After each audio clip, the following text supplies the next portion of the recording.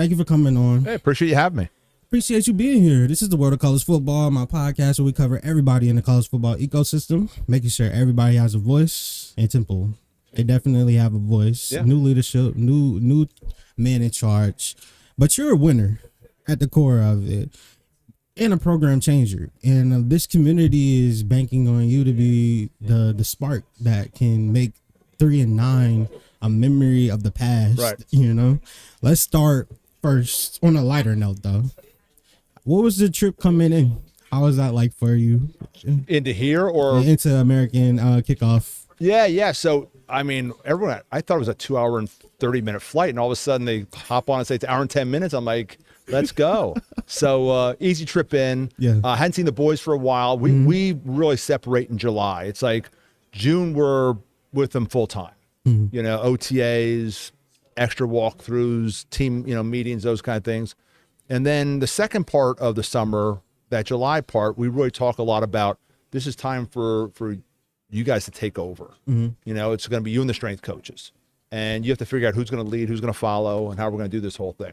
So all indications are we had a great second part of the summer. Sounds like, the leadership stepped up, and I know the guys feel they're in great shape and they're ready to go. I was talking to Sekou earlier. He was telling me that, he feels like the team is very close-knit. Like there's like a brotherhood that's growing, and the players are leaning on each other in the locker room a lot. Like, I know that you said the time that you had to separate from each other, but during those June months, even going back to like spring ball and where we were, talk about like the growth of the locker room and what you've been seeing with the guys. Well, we had a great recruiting class, committed for this 2026.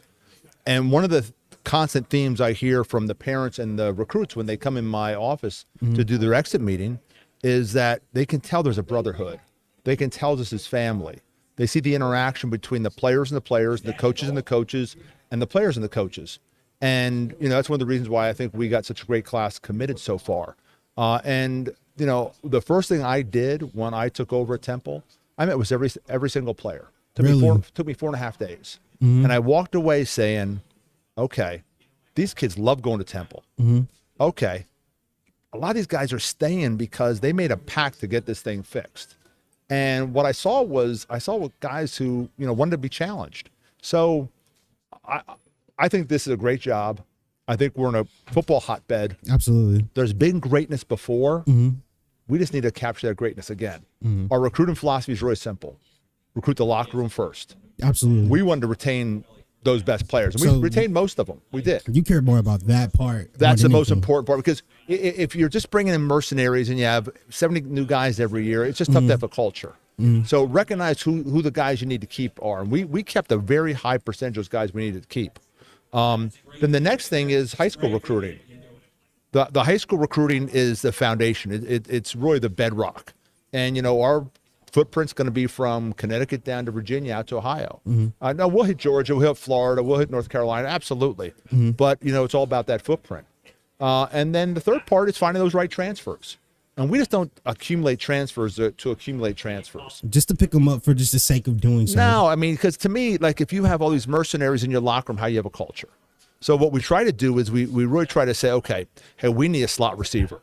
Hey, okay, you know what? We need some depth at the left tackle. We need a starting left tackle, whatever it may be. And so we pinpoint in terms of how we're going to go after the transfers. But really, it's the locker room and the high school recruiting, and then you decide where are you going to pinpoint in terms of going after those transfer kids. If you had to give like a percentage of like, what would it be? Would it be like more 80-20? Well, we want to sign 30 high school kids this year. Okay. So that's a lot. And so that's building a foundation. So this isn't like a short-term gig for me. This is something that, I want to hear that, nation? He just said it. It's not a short-term gig. Yeah. Here for the long so haul. I won't be signing 30 high school players if I thought this was going to be, I'll be out tomorrow. We're trying to get that foundation. Plus the other thing is that there's better high school players for us because so many people are in the portal. Yes. And they're passing on high school players. And I know when I talk to high school recruits, they're relieved that someone's actually recruiting high school players again because they see the same thing we see, that a lot of people are trying to live in the portal and get that quick fix. We see it a little bit differently. We can get a quick fix by getting some great high school kids and the right transfers to go in with and piece together. Exactly. And hit those. So it's a jigsaw puzzle. It's just like putting together a staff.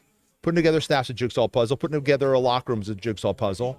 And again, I think if you go too heavy in one of the three areas, I think you really can put yourself in harm's way. You can't be afraid to bring guys in to challenge the guys you have. For sure. So you don't want to keep everybody, but at the same time, you just don't want to have wholesale changes. So it's that fine line. And I think that's what my experience lends it lends itself to kind of figuring out what that percentage should be. They want Philly football to feel like something again. And I feel like you're the right man for the job. I'm just going to say it. Like right now in this moment in history, I feel like they made a great hire. And I feel like Temple fans feel that way too. Because they can feel like the sense of belief and the structure coming back. Yeah. Like, well, when they reached out to me, I was interested. It's coming back home. I've got 3 grandchildren over in Wilmington, Delaware. And my daughter's over there, her husband. And so that was important. But I also wanted to make sure I went to the right situation. And when I got on the Zoom or the FaceTime with the president, and he's hollering at the Philadelphia Eagles on a Sunday and then talking to me about like what the vision was, that was impressive. But the most important thing in that conversation or that Zoom we had or FaceTime we had was the vision. And the vision is Temple football's been great. And when Temple football is great, we had 42,000 students. Temple is a great brand academically. That brand can be greater if we get football back to where it can be. And that's John Fry, our president. That's his vision. If we can get football back to where it once was, it's going to help this whole institution. And so it's great to know that you have the support of the people from the very top down. Because, again, my belief, too, is that Temple is a great brand. If we win, it's going to be even greater. Absolutely. How's your relationship with the president, the donors, the people, up top? How has that grown from when you got here and stepped on campus and then to where we are now, like at AAC kickoff? Yeah, like I said, getting on with the Zoom with the president was really important and spending some time with him. But one of the other things I did was I got on a Zoom with 130 football alums. Wow. And I said, listen, everyone does it a little bit differently. This is how I do it. You guys built this place. You bled here. I'm just locking it up at night. You guys are always welcome. Wow. I want to hear about what your experiences were here at Temple. And one of the things we found was they were so proud, especially those Matt Rule years and Al Golden years, that 10th and Diamond, where our facility is, that was home. And they took special care of that. And they actually went and cleaned the community. And so we started doing it. So once or twice or 3 times a week, we will go out, actually gloves on, cherry pickers, and we will go clean the community. And the very first morning we did it, I was out there with the fellows doing it. I get the coaches out there too.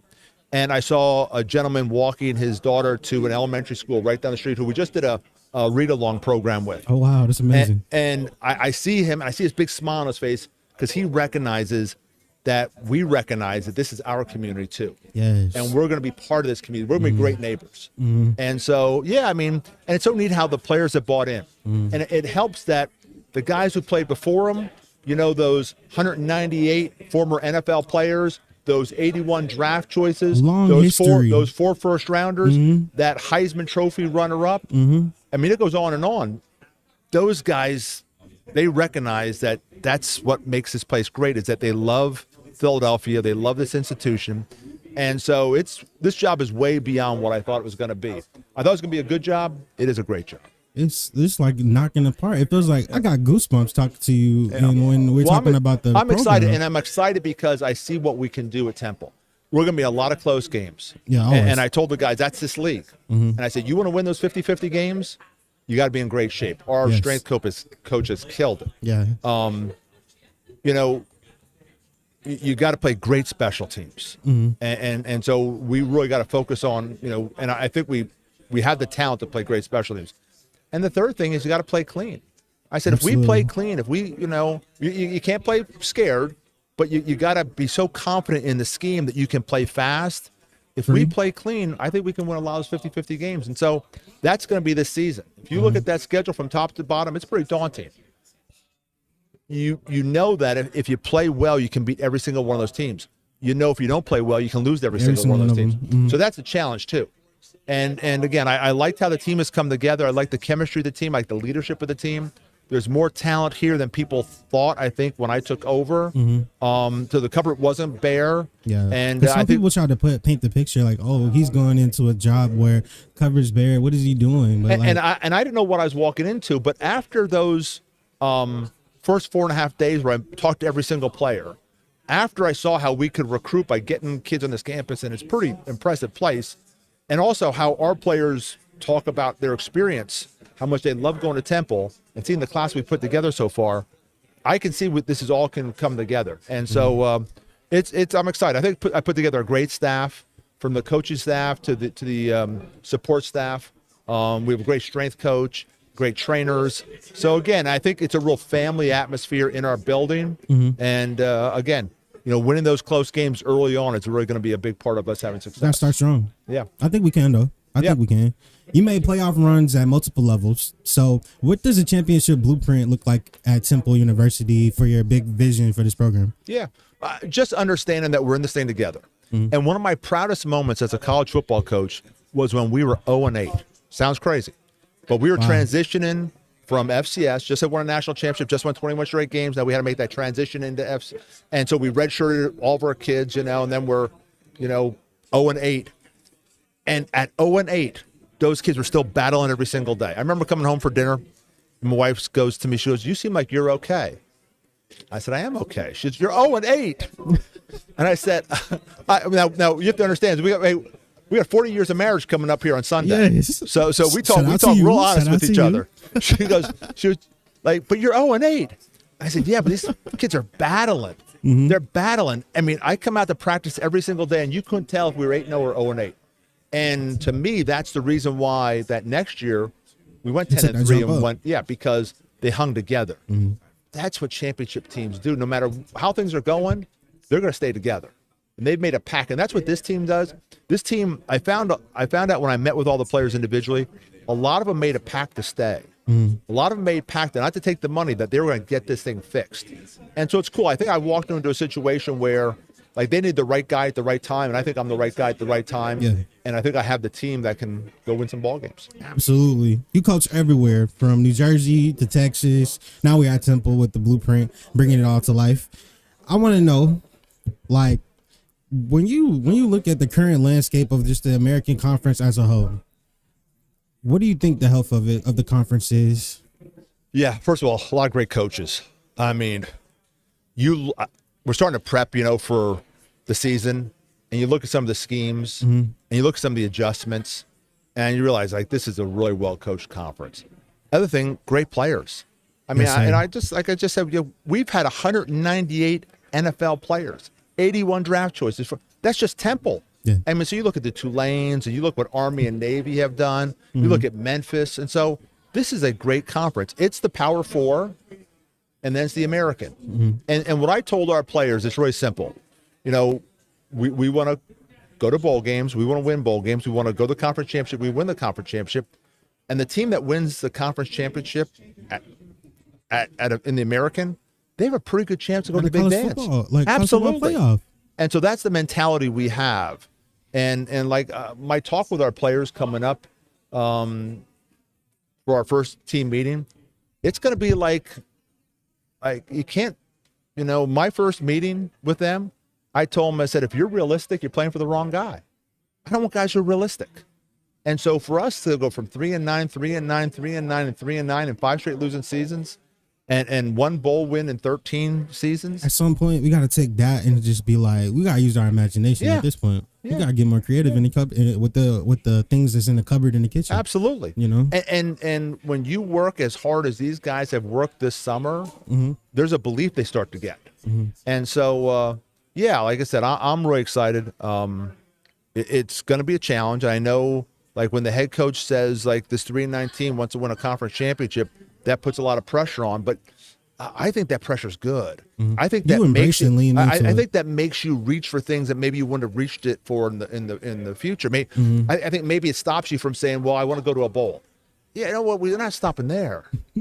Let's go win that bowl game. Right. We just let's go get that conference championship game. Let's go win that conference championship. So I think that pressure's good, and I think our players are ready to embrace that.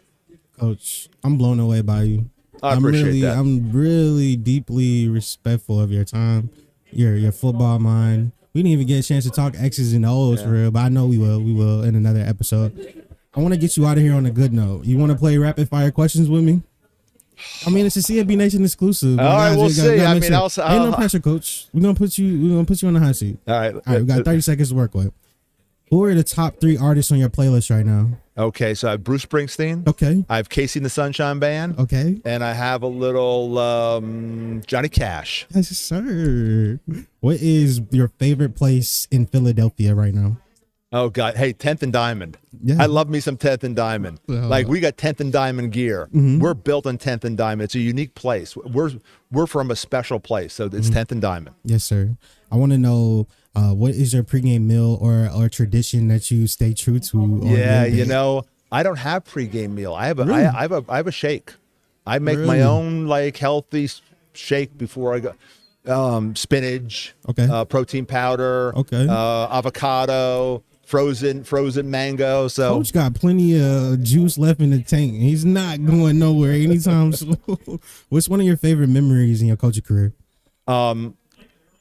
Having that talk with my team before the national championship and talking about immortality and how when I went to Michigan to speak at a clinic, I went into the big house and I saw that in 1901 they won a national championship. In 1902 they won a national championship. 1903 they won a national championship. 1904 they won a national championship. And the amazing thing isn't they won 4 national championships. The amazing thing is 120 years later, they're still celebrating those national championships. It's immortality. And then we won that national championship. I got a chance to raise that trophy over my head. And there's a great picture of me doing that. And the caption is immortality. On the back of our national championship ring, it has immortality. Yeah. And it is. When you have that success and you win that game, it's immortality. That is amazing. What do you like to do in your downtime with the family? Like, take me into what's behind the scenes. It's so funny because coming up on 40 years of marriage, my wife reminded me, she goes, you used to play a little bit more golf than you do, and you used to fish a lot more than you do. She says, you seem to be doing a lot more football. Yeah. But the game has changed, and there's so much going on with the game right now, from the portal to, all the things that take place in putting together a football program. So, I guess my downtime is... But no, I in all honesty, I have 3 grandchildren, and for my birthday, I turned 66, and I don't look at it. I appreciate that. No, you don't. I turned 66 on Saturday. On my birthday, I'm taking care of the grandchildren. That is my birthday present to me. That's amazing. Just hanging with the grandchildren and taking care of them. That's amazing, Coach. Well, look, can you look into the camera and tell the Philadelphia people that's Temple Owls fans all around the world, because the brand is huge, baby. Yep. Tell them what you are looking forward to the most in the season, and just give them a love letter from Coach to Temple. Well, we all know what we want to do. We want to go win that first game and then get that thing rolling. But helps a lot more when you're out there supporting us. So come out, watch the Owls. I mean, I think we have a pretty good product, and I think you'll like what you see. And go Owls. Yes, sir. Can you say shout out to College Football Nation? Hey, shout out to College Football Nation. You got to watch this guy. He's unbelievable. Yes, sir. Coach, thank you for your time. You're my favorite coach I've interviewed so far. Thank you. I appreciate that. Appreciate you.